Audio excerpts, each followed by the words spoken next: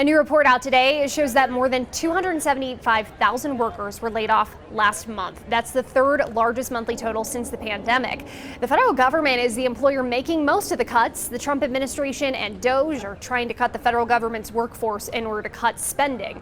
According to the report from the independent private firm, of the over 275,000 layoffs, the government announced its plans to cut 216,215 jobs in March. Last month's layoff number is the third highest since April and May of 2020.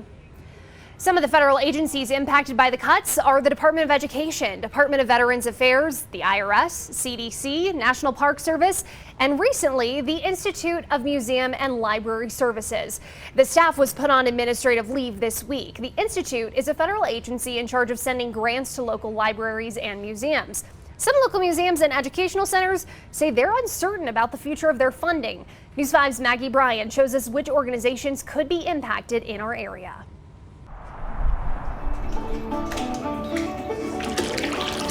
Flooding kids with knowledge.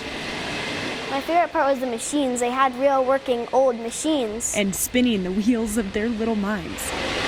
A lot of these engines are powered by steam. The Mining Museum in Colorado Springs is especially cool for Iris Meredith. Because I want to be a geologist someday. And displays like these help her understand history. I know too many rock facts at this point. It's why the adults in the room are always looking for ways to expand exhibits, many looking to government funding for help. Let's say we're self-sustaining pretty much, but if we want to grow or improve or increase things we're offering, it really helps. Last year, the Mining Museum was promised $25,000 from the Institute of Museum and Library Services to create a new exhibit showcasing the diverse backgrounds of miners. We're still doing most of the background research and putting the materials together. Now that funding is in limbo after the Federal Institute put its 75 employees on administrative leave this week. It comes after President Donald Trump signed an executive order in March to shrink federal entities he sees as unnecessary. A union representing IMLS workers says without staff,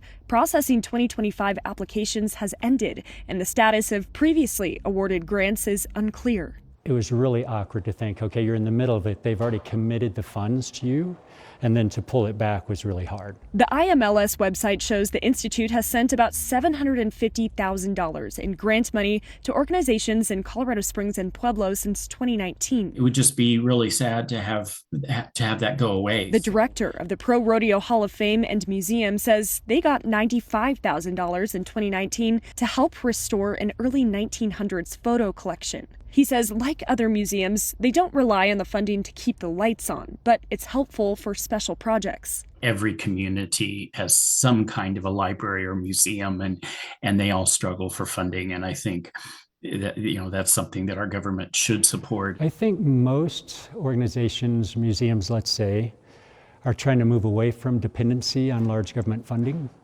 because it can be so difficult when it gets pulled. And it's very competitive. You don't always know if you're going to get it. Forcing these places to get creative with funding. You only need water and fire to produce steam to run these ginormous engines. So they can continue to power the brains of the next generation. In Colorado Springs, I'm Maggie Bryan, News 5.